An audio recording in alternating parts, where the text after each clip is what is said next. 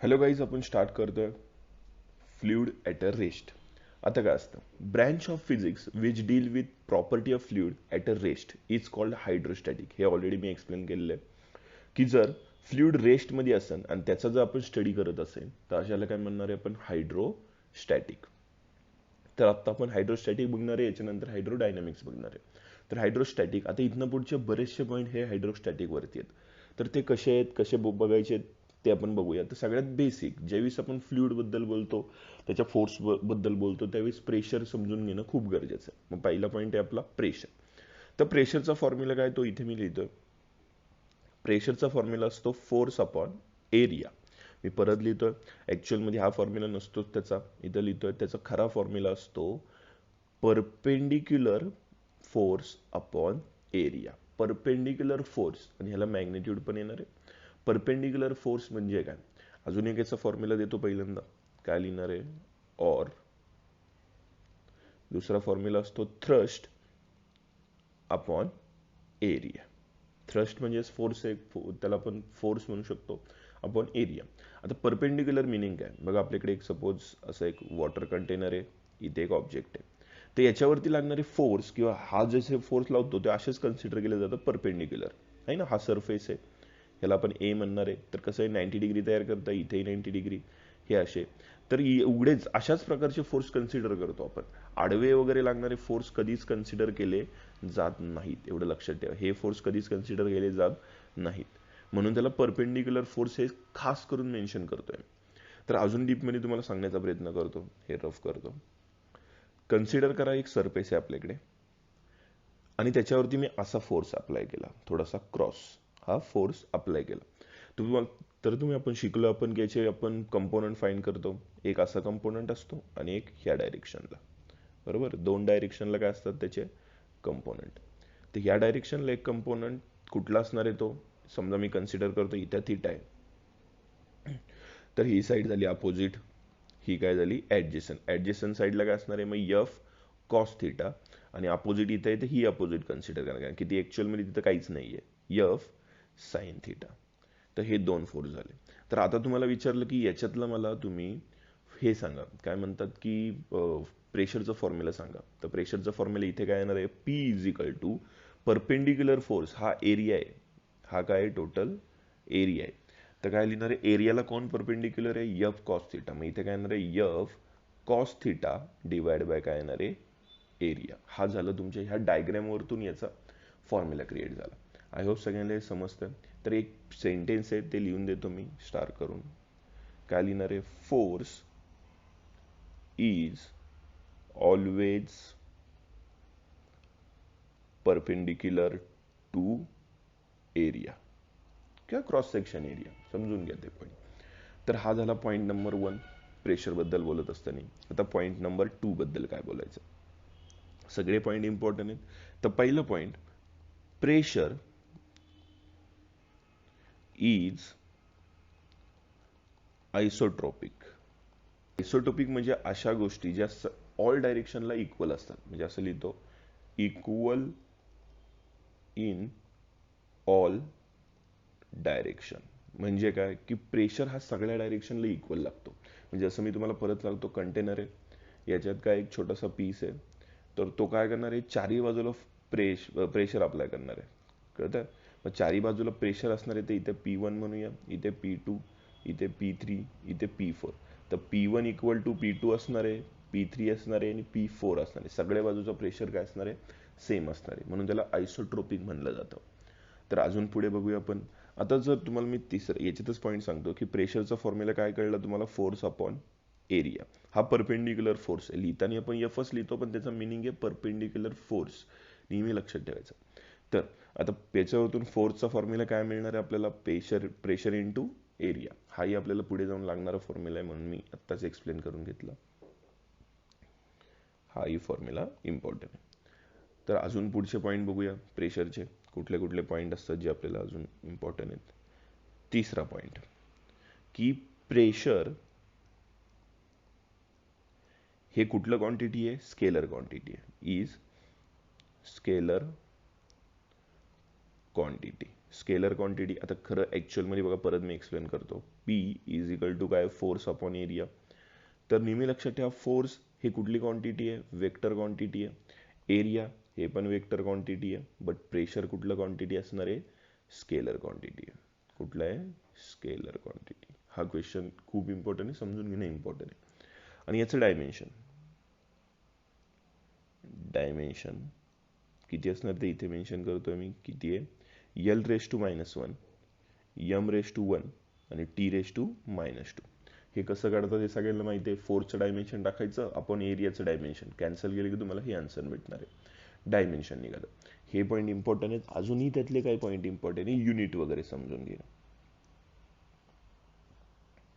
आता बघा point number 4 काय सांगतो मी, याचं युनिट काय असतं. इथे लिहितोय SI unit of pressure. SI unit of pressure कुठलं केलं जातं बघा, फॉर्म्युला आहे. काय फॉर्म्युला आहे परत लिहितोय, फोर्स अपॉन एरिया. मग फोर्सचं काय असणार आहे, न्यूटन. याचं एरियाचं काय असणार आहे, मीटर स्क्वेअर. हा झाला त्याचा SI युनिट. अल्सो काय, अल्सो आपण 1 न्यूटन पर मीटर स्क्वेअरला असं म्हणू शकतो 1 पास्कल. काय, 1 पास्कल. हे खूप इम्पॉर्टंट आहे, हे खूप वेळा यूज करायला लागणार आहे आपल्याला. त्यामुळे समजून घ्या, 1 पास्कल म्हणून सुद्धा यूज करू शकतो आपण.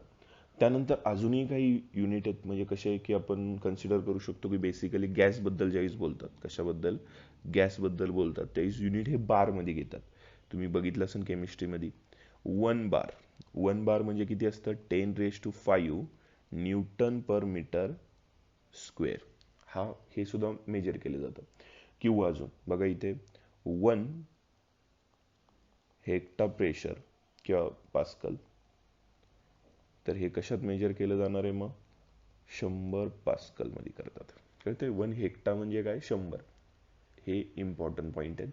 याच्यावरती खूप तुम्हाला रिलेटेड क्वेश्चन विचारले जातात, त्यामुळे नीट समजून घ्या. बघा, याचं हवं असेल तर तुम्ही प्रत्येक पॉईंटचा स्क्रीनशॉट घेऊ शकता. हे पूर्ण रिलेटेड कशाबद्दल होतं, फक्त प्रेशरबद्दल पूर्ण ह्या गोष्टी रिलेटेड होत्या. ह्या समजल्या तर तुम्हाला उरलेले सगळे कन्सेप्ट समजणार आहेत. त्यामुळे याचा नीट तुम्ही स्क्रीनशॉट घेतला तर फायदा होईल तुम्हाला पुढे. आपण पुढे बघूया. आता बघा, प्रेशर बद्दल बोलतोय तर इथनं पुढचे बरेचसे पॉईंट प्रेशर बद्दलच आहेत. तर पहिलं आता pressure due to a liquid column. आता काय काढायचं आपल्याला, हा जो वरती आता लिक्विड कॉलम मध्ये, हा लिक्विड कॉलम आहे समजून कन्सिडर करा. ही याच्यामुळे प्रेशर किती अप्लाय होतोय, कशावरती, याच्या सरफेसवरती किती प्रेशर अप्लाय होतं हे आपल्याला फाइंड करायचं. मग इथे मी काय लिहितोय, पॉईंट वाईज लिहितोय. पहिलं, calculate the pressure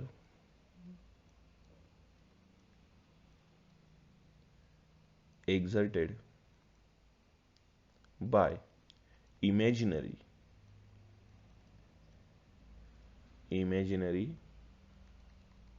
cylinder inside the container. म्हणजे काय की प्रेशर काढायचा आहे, जो इमॅजिनरी सिलेंडर आहे तो किती प्रेशर अप्लाय करतो हे आपल्याला फाइंड करायचं आहे. Inside the container. कंटेनरमध्ये त्या सिलेंडरमुळे काय होतं, आता डेन्सिटी, आता वॉटर आहे इथे, मग इथे काय लिहिणार आहे, डेन्सिटी ऑफ वॉटर. तर आता डेन्सिटी ऑफ वॉटर आपण रोनी कन्सिडर करूया. त्यानंतर हाईट ऑफ लिक्विड कॉलम. बघा ते जे काही आपण इमॅजिनरी मी इमॅजिन करतोय, हा सगळं पोर्शन आपण इमॅजिन करतोय, तो ॲक्च्युअलमध्ये नाही आहे, इमॅजिन करतोय.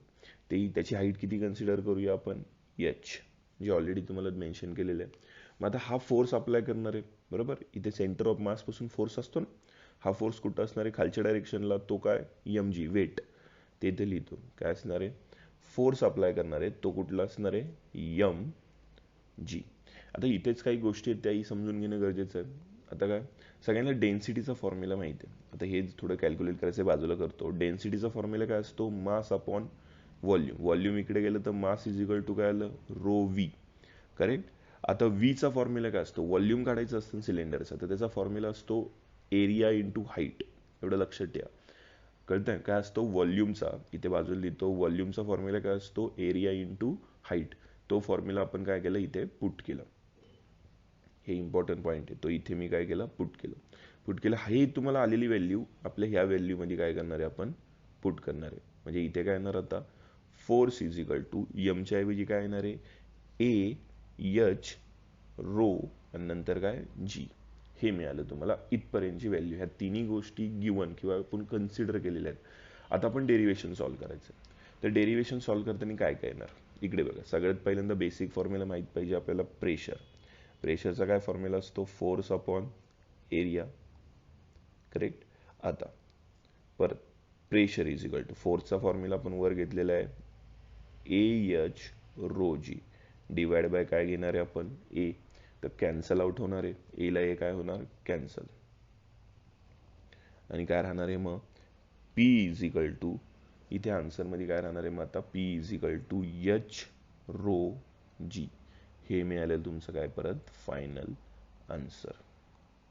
खूप इम्पॉर्टंट असं हे आपलं डेरिव्हेशन आहे. खूप छोटं आणि सिम्पल असं डेरिव्हेशन आहे, एवढंच आहे, झालं.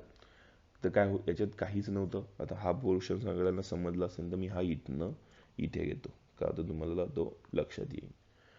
ओके, इथे एक ॲरो करतो म्हणजे तोही लक्षात येईल की आपण काय केलं नंतर.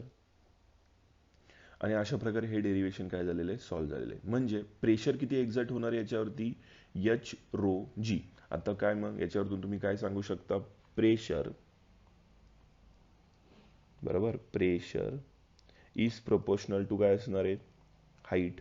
म्हणजे हाईट वाढली तर प्रेशर सुद्धा काय होणार आहे, वाढणार आहे. ते कसं आपण तुम्हाला मी सांगतो, हा एक इम्पॉर्टंट पॉईंट आहे. त्यानंतर अजून प्रेशर कशा कशावरती डिपेंड आहे ते लिहितो मी. प्रेशर डिपेंड्स ऑन कुठले पॉईंट, पहिला कुठला पॉईंट असणार आहे, हाईट. नंतर कुठला असणार आहे याच्यावरती, रो म्हणजे डेन्सिटी. आणि तिसरा कुठला असेल, जी म्हणजे ॲसेलरेशन ड्यू टू ग्रॅव्हिटी. त्यानंतर प्रेशर कशावरती डिपेंड नसणार आहे तेही समजून घेणं गरजेचं आहे. प्रेशर नॉट डिपेंड्स कशावरती नसणार आहे, साईजवरती. तुमचा कुठल्या प्रकारचं साईजचं कंटेनर आहे वगैरे त्याच्यावरती डिपेंड नाही येते. त्याच्यानंतर अजून कशावरती तो टोटली डिपेंड नसणार आहे, तोही लिहितोय मी. की काय म्हणू शकतो आपण, शेपवरती सुद्धा डिपेंड नाही आहे. साईज शेप कशावरतीच डिपेंड नाही आहे. तुमचा फक्त इम्पॉर्टंट पॉईंट हाच आहे, काय, हाईट. डेन्सिटीचं कसं कॉन्स्टंट राहणार आहे, ग्रॅव्हिटी सुद्धा काय, सगळ्यांची अर्थवरती असेल तर ग्रॅव्हिटी सुद्धा काय राहणार आहे, कॉन्स्टंट. म्हणजे मेन पॉईंट आहे हाईट. बघा तेच इथे खाली मेन्शन केलेले आहेत की बघा, प्रेशर एक्झर्ट बाय फ्लुइड, काय exerted by fluid at a rest independent to shape. मी आता तुम्हाला हा लिहिलेला पॉईंट बघा, independent to shape and size. आणि डिपेंड ऑन कशावरती असणार आहे, आता गॅसेसवरती सुद्धा हाच फॉर्म्युला अप्लाय होणार आहे. म्हणजे लिक्विडसाठी सुद्धा, लिक्विड प्लस गॅस ह्या दोघांसाठी सुद्धा पीचा फॉर्म्युला काय राहणार आहे, काय, एच रो जी. याच्यात काही चेंजेस होणार नाही आहेत, बेसिक आहे. तर हवं असेल तर तुम्ही याचा सुद्धा स्क्रीनशॉट घेऊ शकता. हा पॉईंट झालेला आहे. आता बघा दोन क्वेश्चन आहेत याच्या रिलेटेड, ते तुम्हाला सांगायचे आहेत. खूप इम्पॉर्टंट असे क्वेश्चन आहेत. इथे काय केले बघा, आता आपण नेहमी हाईट कन्सिडर करायचं जिथून वॉटर भरलेले आहे तिथनं करायचं. म्हणजे हे हाईट आहे एच, हे सुद्धा हाईट किती आहे एच, आणि हे सुद्धा हाईट काय आहे एच. सगळ्यांचं हाईट सेम आहे. आणि मी तुम्हाला विचारलं, मला सांगा P1, P2 आणि P3 तीन मधल्या प्रेशरमधला कोण प्रेशर जास्त आहे आणि कोण कमी आहे हे सांगा. तर थोडं डोकं लावलं पाहिजे. मला सांगा, रो काय सगळ्यांमध्ये कॉन्स्टंट आहे, जी काय असणार आहे, कॉन्स्टंट असणार आहे, हाईट सुद्धा काय कॉन्स्टंट आहे ना तिन्ही पॉईंटवरती. तर मग काय झालं, मग पी इज इक्वल टू काय झालं, एच रो जी. हे याचं पण P1चंही सेम, P2चंही सेम, कळतं, त्यांचं काय झालं, सगळ्यांचंच सेम झालेलं आहे, याचंही सेम. आणि P3चं सुद्धा काय झालं, सेम. मग सगळ्यांचं सेम, मग काय असणार आहे, P1 equal to P2 equal to काय असणार आहे, P3. ऑप्शन नंबर काय असणार आहे, बरोबर 3. एकदम सिम्पल क्वेश्चन आहे. आता अजून एक घेऊया. आता बघा याच्यात बघून समजतंय की काय, हाईट तुम्हाला इथनं कन्सिडर करायची आहे. ही पहिली हाईट आहे H1, ही इथनं इथपर्यंतची हाईट आहे H2, आणि ही इथनं इथपर्यंतची हाईट आहे H3. आता असं कन्सिडर करू, हे प्रेशर P1 आहे, हे P2 आहे आणि P3 आहे. तर सगळ्यात जास्त प्रेशर कुठं असणार आहे, P1 वरती जास्त प्रेशर असणार आहे, हाईट जास्त आहे ना त्याची, म्हणजे P1 सगळ्यात पहिला येणार, P2 काय येणार आहे दुसऱ्या नंबरवरती, आणि P3 काय येणार आहे तिसऱ्या नंबरवरती. मग ऑप्शन नंबर कुठला असणार आहे, ऑप्शन नंबर असणार आहे 1. तर ते अजून तुम्ही लॉजिकली पण याचं उत्तर देऊ शकता. बघा नीट बघू शकता, 3 होल आहेत समजा त्या कंटेनरला, तर खालचा जो होल आहे त्यातून सगळ्यात डिस्टन्स वरती खूप लांब पाणी जात आहे, कळतंय, खूप डिस्टन्स वरती काय होतं त्याचं पाणी जात आहे. मग जेवढं जास्त डिस्टन्स वरती जाते म्हणजे याचा अर्थ प्रेशर जास्त असल्यामुळे तो डिस्टन्स जास्त जाते ना पाणी, याचं मीडियम आहे बरोबर मध्ये पडतंय, आणि सगळ्यात कमी वरच्याचं पडतंय, म्हणजे प्रेशर सगळ्यात वरती काय कमी आहे. ओके, हे बेसिक पॉईंट होते. आय होप सगळ्यांना क्लिअर असतील. हवं असेल तर तुम्ही याचा सुद्धा स्क्रीनशॉट घेऊ शकता. आपण नेक्स्ट पॉईंट घेऊया.